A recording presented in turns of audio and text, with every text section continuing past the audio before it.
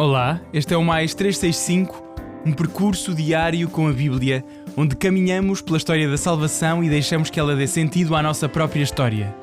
Durante 365 dias, do Gênesis ao Apocalipse, com a tradução da Difusora Bíblica, descobrimos que Deus continua a agir no tempo e na vida concreta de cada um. Eu sou o Francisco e este podcast nasce das equipas de jovens de Nossa Senhora. Lemos a Bíblia inteira um dia de cada vez, sempre sob o olhar de Maria. Hoje é o dia 237, estamos no período do exílio e vamos ouvir Jeremias 18 e 19, Ezequiel 47 e 48 e Provérbios 15, 21 a 24. Jeremias 18. Palavra que o Senhor dirigiu a Jeremias nestes termos: Vai, desce à casa do oleiro e ali escutarás a minha palavra. Fui então à casa do oleiro e encontrei-o a trabalhar ao torno. Quando o vaso que estava a modelar não lhe saía bem, retomava o barro com as mãos e fazia outro, como bem lhe parecia. Então foi-me dirigida a palavra do Senhor, dizendo: Casa de Israel, não poderei fazer de vós o que faz este oleiro? Como o barro nas suas mãos, assim sois vós nas minhas, casa de Israel, oráculo do Senhor. Em dado momento, anuncio a uma nação ou a um reino que o vou arrancar e destruir. Mas se esta nação contra a qual me pronunciei se afastar do mal que cometeu, também eu me arrependerei do mal com que resolvi castigá-la. Igualmente decido, de repente, edificar e plantar um povo ou um reino. Porém, se esse povo proceder mal diante de mim e não escutar a minha palavra, hei de arrepender-me também do bem que decidira fazer-lhe. Agora, pois, dirige-te à gente de Judá e aos habitantes de Jerusalém e diz-lhes: Isto diz o Senhor: Eu, o oleiro, estou a preparar uma desgraça contra vós, meditando projetos contra vós. Voltai, portanto, dos vossos maus caminhos, emendai o vosso proceder e as vossas obras. Mas eles responderão: É inútil. Seguiremos os nossos pensamentos, cada um de nós agirá segundo as más inclinações do seu coração obstinado. Portanto, assim fala o Senhor: Interrogai as nações pagãs. Quem jamais ouviu semelhante coisa? Foi horrível o crime que cometeu a jovem de Israel. Acaso desaparecerá dos rochedos a neve do Líbano? Ou hão de esgotar-se as águas das correntes que deslizam frescas? Ora, o meu povo esqueceu-se de mim e ofereceu incenso aos ídolos que o fazem tropeçar nos seus caminhos, nos caminhos de sempre. Preferem andar por atalhos que não são estrada firme. Tornam a sua terra num deserto, objeto de perpétuo escárnio. Quem por ela passar, estupefacto, abanará a cabeça. Como o vento do Oriente, eu o dispersarei diante do inimigo. Voltar-lhe-ei as costas e não a face no dia da desgraça. Eles disseram: Vinde e tramemos uma conspiração contra Jeremias, porque não nos faltará a lei se faltar um sacerdote, nem o conselho se faltar um sábio, nem a palavra divina por falta de um profeta. Vinde, vamos difamá-lo e não prestemos atenção às suas palavras. Senhor, ouve-me. Escuta o que dizem os meus adversários. É assim que se paga o bem com o mal. Abriram uma cova para me tirarem a vida. Lembra-te de que me apresentei diante de ti a fim de interceder por eles e afastar deles a tua cólera. Por isso, entrega os seus filhos à fome e a eles próprios ao fio da espada. Fiquem as suas mulheres viúvas e sem filhos. Que os seus maridos sejam mortos pela peste e os seus jovens feridos à espada no combate. Que todos ouçam os clamores vindos das suas casas, quando de repente lançares sobre eles os salteadores. Porque abriram uma cova para me prender e armaram laços ocultos para os meus pés. Mas tu, Senhor, que conheces todos os teus planos de morte contra mim, não lhes perdoes esta iniquidade. Que o seu pecado permaneça indelével a teus olhos. Caiam eles de repente na tua presença. Castiga-os no dia da tua ira.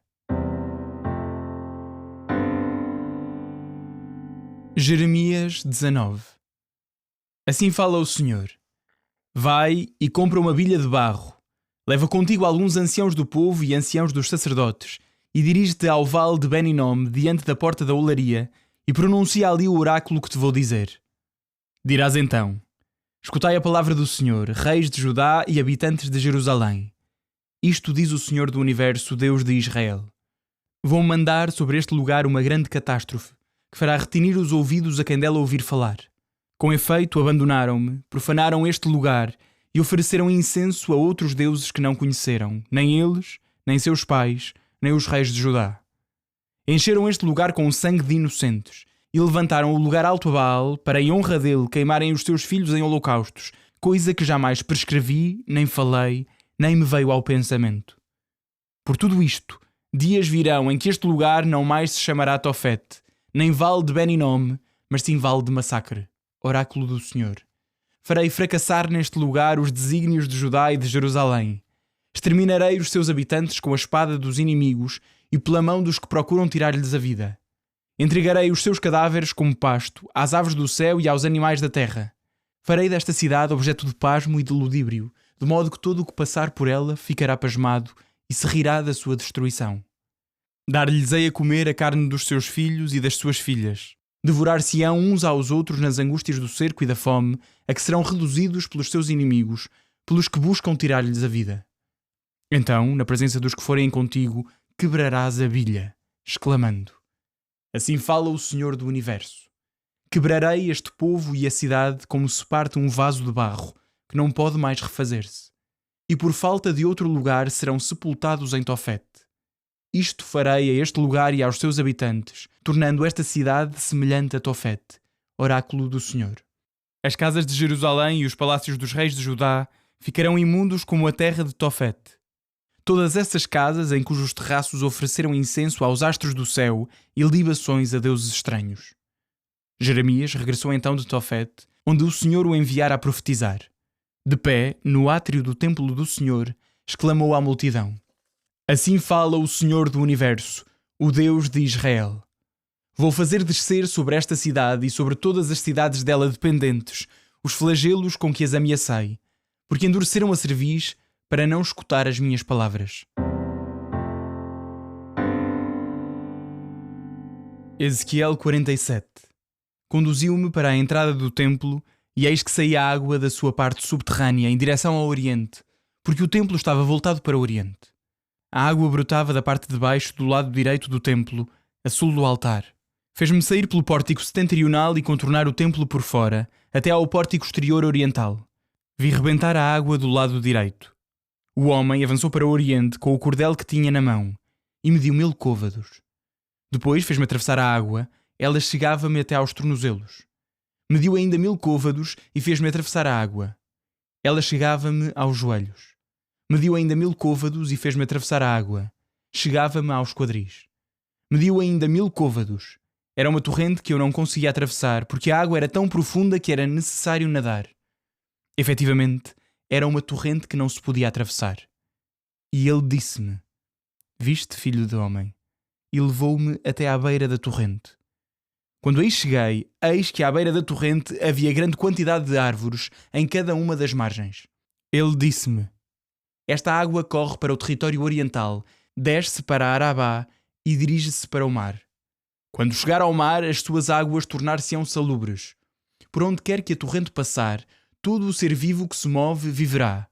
O peixe será muito abundante, porque aonde quer que esta água chegar, tornar-se-á salubre, e a vida desenvolver-se-á por toda a parte onde ela chegar. Haverá pescadores nas suas margens. Desde En-Gedi até En-Eglaim serão lançadas redes. Haverá peixes da mesma espécie que os peixes do mar grande e em grande número, mas os seus pântanos e charcos não serão saneados. Serão abandonados ao sal. Ao longo da torrente, nas suas margens, crescerá toda a espécie de árvores frutíferas, cuja folhagem não murchará e cujos frutos nunca cessam. Produzirão todos os meses frutos novos, porque esta água vem do santuário. Os frutos servirão de alimento e as folhas de remédio. Assim fala o Senhor Deus: Eis os limites do país que distribuireis pelas 12 tribos de Israel, ficando José com 2 partes. Tereis todos igualmente a vossa parte, porque eu jurei solenemente a vossos pais que lhe daria, por isso este país deve tocar-vos em herança. Eis os limites do país. Do lado norte, desde o Mar Grande, caminho de Etelon até à entrada de Cedade, Amat, Berotá, Sibraim, entre a fronteira de Damasco e a de Amat, a Sarticon, que está na fronteira de Arun.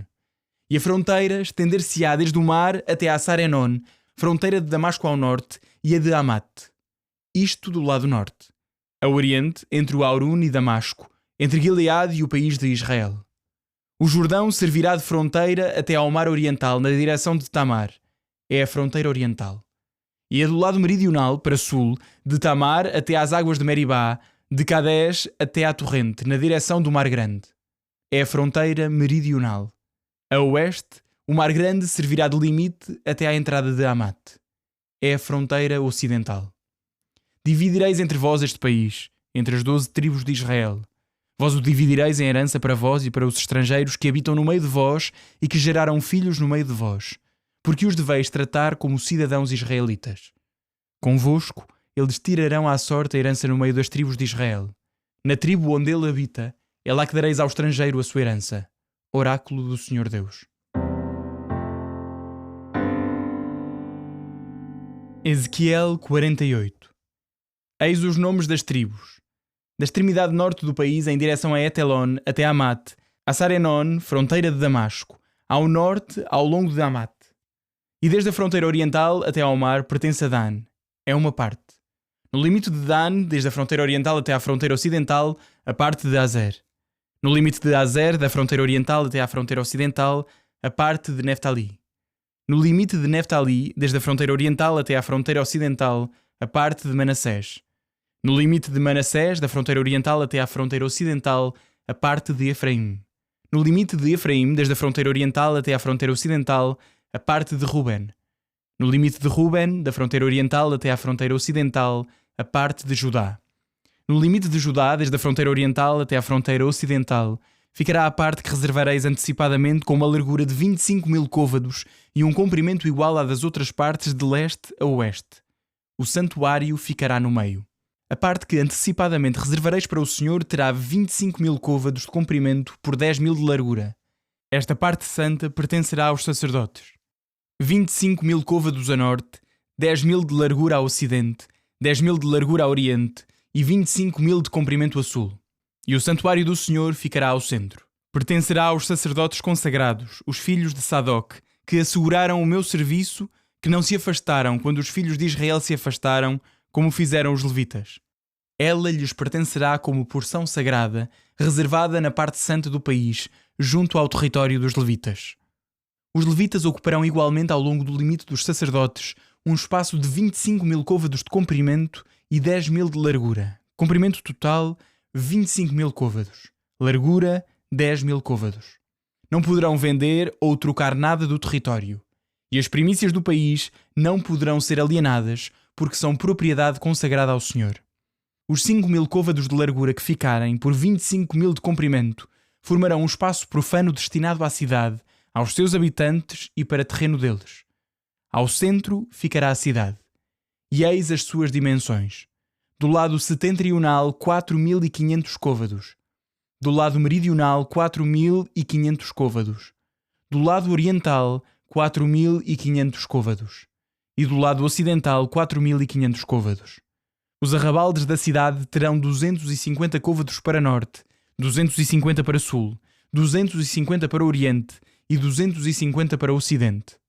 Ficará ao lado da parte consagrada uma extensão de 10.000 côvados para oriente e 10.000 para ocidente, paralela à parte consagrada, cujos produtos servirão para o sustento dos trabalhadores da cidade. Ora, os que trabalharão na cidade serão recrutados de todas as tribos de Israel. Toda a parte reservada terá uma extensão de 25.000 côvados de comprimento por 25.000 de largura. Dela reservareis um quarto da porção sagrada para a propriedade da cidade. O que restar será para o príncipe. De cada lado da parte sagrada e da propriedade da cidade, ao longo dos 25.000 côvados da porção sagrada até ao limite oriental, e ao ocidente ao longo dos 25.000 côvados da direção do oriente, paralelamente às duas partes. E ao centro ficará a parte consagrada e o santuário do templo. Assim, a parte do príncipe será o espaço compreendido entre os limites de Judá e os limites de Benjamim, exceto a propriedade dos levitas e a da cidade, que ficam no meio da porção do príncipe. Eis as outras tribos. Da fronteira oriental à ocidental, a parte de Benjamim.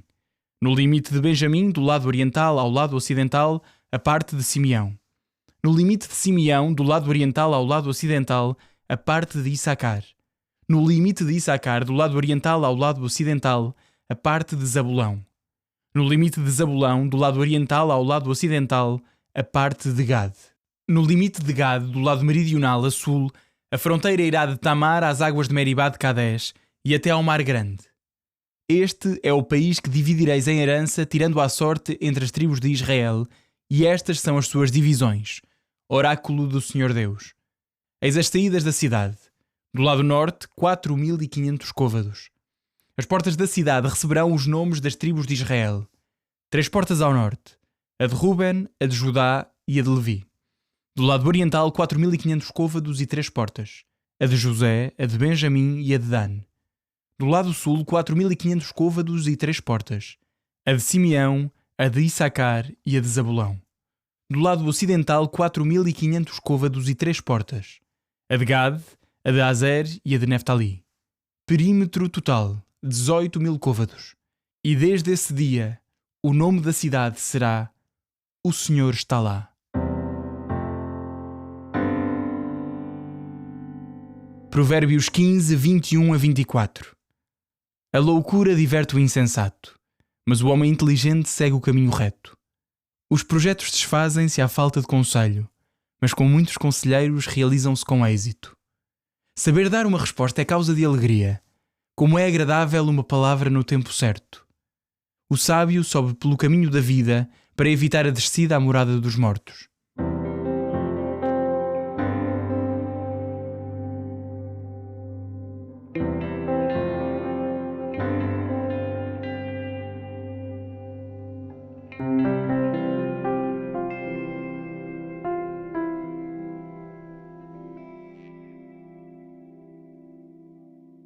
Sejam bem-vindos, aqui estou outra vez, Padre Duarte Andrade e Sousa, da Paróquia de Belas, equipista veterano. Vamos rezar. Senhor nosso Pai, aqui estamos mais um dia diante da vossa palavra. Depois de a escutarmos, vos pedimos, abri o nosso coração. Tirai de nós a pressa e a distração. Dai-nos um ouvido atento e um espírito disponível. Vós sabeis melhor do que nós aquilo que precisamos ouvir hoje. Dai-nos não curiosidade, mas fé. Não apenas memória, mas obediência. Que esta vossa palavra, depois de ouvida, seja acolhida, e depois de compreendida, seja por nós vivida.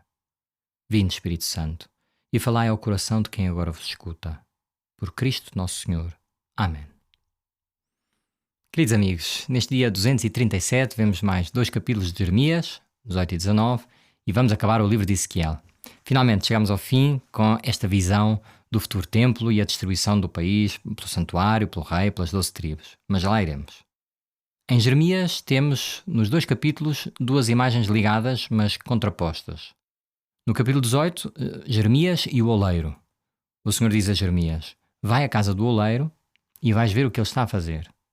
O oleiro está a trabalhar ao torno e a modelar o barro. E diz no versículo 4: quando o vaso que estava a modelar não lhe saía bem, retomava o barro com as mãos e fazia outro como bem lhe parecia. E o Senhor Deus diz: casa de Israel, não poderei fazer de vós o que faz este oleiro. Como o barro nas suas mãos, assim sois vós nas minhas, casa de Israel, oráculo do Senhor.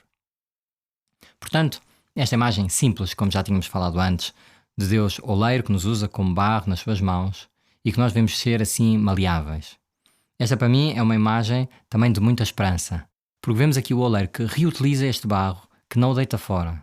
Quando o vaso não sai bem, quando a obra não sai como ele quer, não deita fora, mas recomeça, volta a amassá-lo e faz de novo. É uma imagem muito bonita.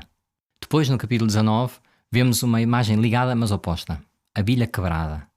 O Senhor Deus manda o profeta Jeremias ir para um vale, o vale de Ben Hinnom, que é um sítio simbólico por ser horrível, amaldiçoado por Deus, onde o povo tinha oferecido em sacrifício os seus próprios filhos aos falsos deuses. É por isso escolhido de propósito por Deus, e aí manda Jeremias quebrar uma bilha e despedaçá-la em pedaços, exatamente para significar o que acontece ao barro que já está duro, que se parte e já não há nada a fazer, que significa, claro, o coração endurecido. Diz o Senhor: assim quebrarei este povo e esta cidade, como se quebra o vaso de barro, que já não se pode refazer. Nós devemos ser como o barro maleável, com o qual Deus pode ainda trabalhar. A misericórdia de Deus não é automática nem independente da nossa resposta humana, por isso é tão dramático este capítulo. Lembra-me uma imagem que me marcou das primeiras vezes que fui a Roma, nos apartamentos pontifícios. Há um fresco no teto, nas stanze de Rafaelo, que se chama O Triunfo da Religião Cristã. Vale a pena procurar. É basicamente um grande crucifixo dourado no meio, num pedestal, e depois um ídolo pagão derrubado e partido em pedaços aos pés da cruz, que é uma estátua de Mercúrio. E a mensagem é clara: a cruz de Cristo derrota todas as idolatrias. Este é o sinal da bilha quebrada de Jeremias no vale de Ben Hinnom. Bem, e centrando-nos em Ezequiel, acabamos hoje este livro, esta viagem tão bonita, porque, apesar de estarem a viver no exílio, acaba com uma visão e esta promessa tão esperançosa. E eu queria centrar-me aqui num pormenor. No capítulo 47 descreve o templo e diz, logo no primeiro versículo: conduziu-me para a entrada do templo, e eis que saía água da sua parte subterrânea em direção ao oriente, porque o templo estava voltado para o oriente. A água brotava da parte de baixo, do lado direito do templo, a sul do altar. Depois, mais à frente, no versículo 2, reforça: via a água sair do lado direito. E estas águas abundantes começam como um fio de água, que depois se torna um riacho, depois um rio, depois uma torrente que leva tudo atrás e faz dar nova vida às águas que estavam estagnadas e podres, e faz florescer todas as árvores que estão nas margens, e faz que apareçam peixes e toda a vida. Vai para Oriente, ou seja, na direção do Mar Morto. Quem está em Jerusalém, Oriente, é onde está o Mar Morto, que, como o nome indica, é um mar que praticamente não tem vida.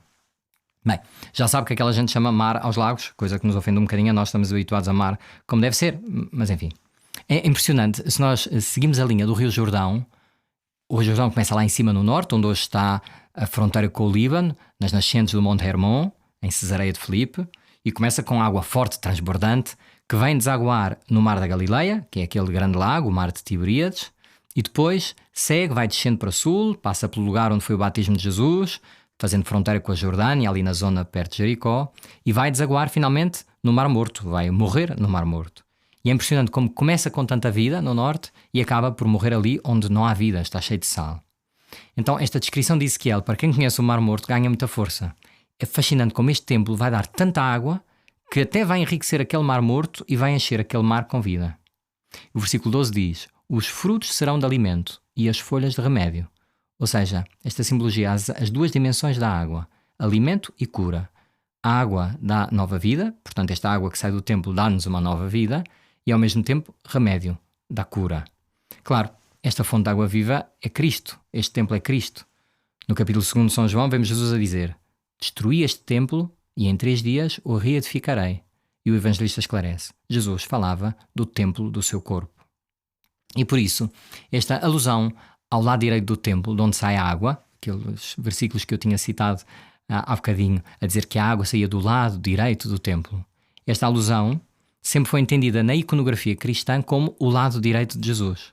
Quando nós olhamos para Jesus crucificado, nas imagens dos crucifixos que temos em casa, ou nos museus, ou nas pinturas que vemos, se repararem, a chaga de Cristo, do peito de Cristo, está quase sempre representada do lado direito de Jesus.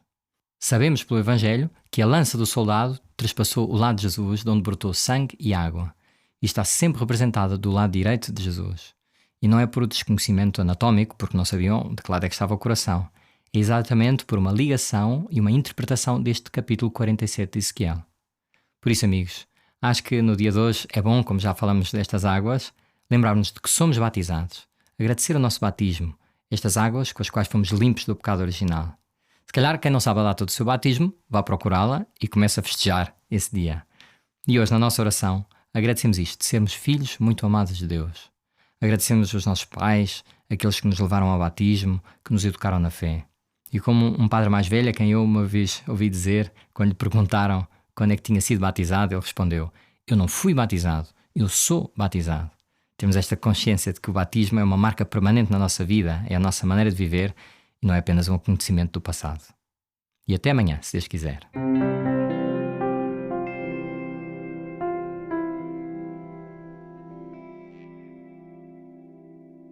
A minha alma glorifica o Senhor, e o meu espírito se alegra em Deus, meu Salvador.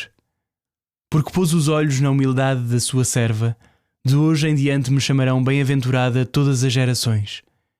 O Todo-Poderoso fez em mim maravilhas, santo é o seu nome. A sua misericórdia se estende de geração em geração sobre aqueles que o temem. Manifestou o poder do seu braço e dispersou os soberbos. Derrubou os poderosos de seus tronos e exaltou os humildes. Aos famintos encheu de bens e aos ricos despediu de mãos vazias. Acolheu a Israel seu servo, lembrado da sua misericórdia, como tinha prometido a nossos pais, a Abraão e à sua descendência para sempre. Glória ao Pai, ao Filho e ao Espírito Santo, como era no princípio, agora e sempre. Amém.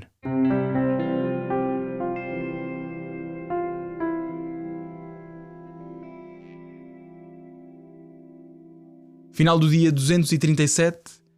Para quem tinha não só saudades das dimensões do templo, dos sacrifícios, tivemos hoje também a divisão do território pelas tribos. Um abraço em Cristo. Até amanhã.